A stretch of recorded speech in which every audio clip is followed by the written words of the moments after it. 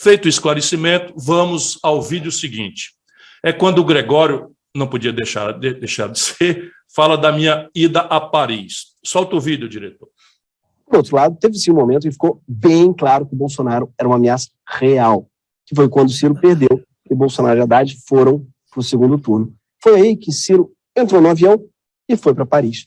Eu não acho que o Ciro teria mudado o resultado das eleições se ele tivesse ficado no Brasil, mas ele teria, com certeza, conservado uma parte maior do seu próprio eleitorado, inclusive eu, e talvez outras pessoas estejam aqui. Mas, ao invés disso, muita gente debandou de Ciro e de lá para cá ele só fez derreter. Quanta modéstia, senhor Gregório. Eu não derreti coisa nenhuma, eu continuo aqui, ó, firme como uma rocha, ao lado de muita gente, pode acreditar, muita gente que continua dando duro para mudar o Brasil de verdade. Mas voltemos um pouquinho no tempo. Logo na noite do resultado do primeiro turno, eu anunciei o meu voto contra o Bolsonaro.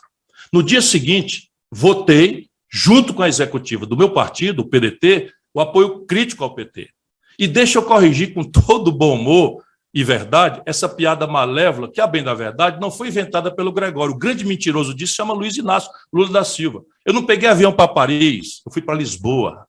Aproveitei o voo mais barato e mais direto de Fortaleza para a Europa.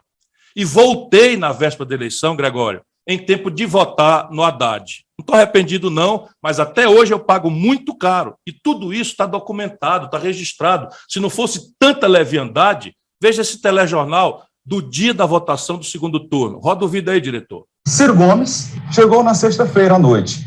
Nesse domingo, votou anunciando que fará oposição ao presidente eleito Jair Bolsonaro. É preciso votar pela democracia, contra a intolerância, contra a discriminação.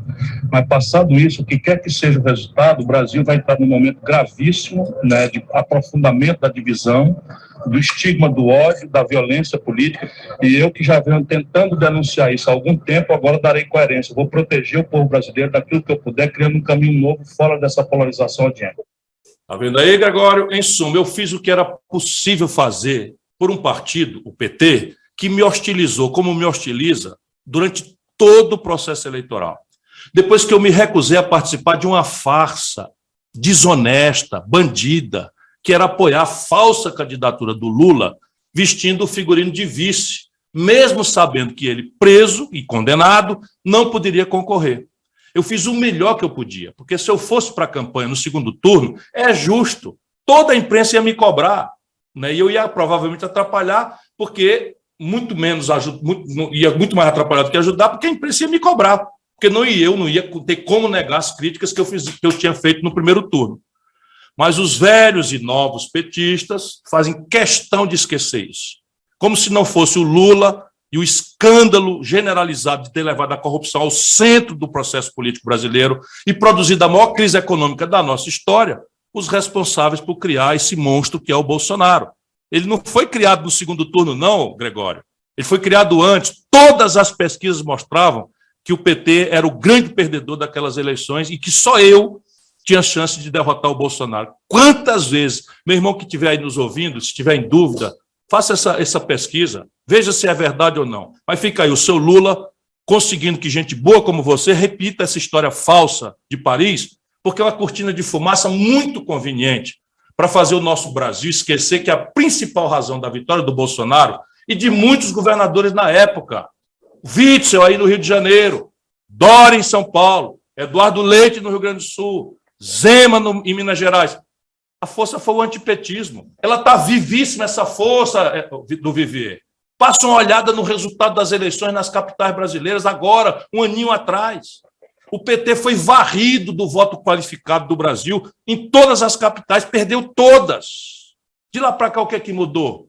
Em essência, Gregório, nada.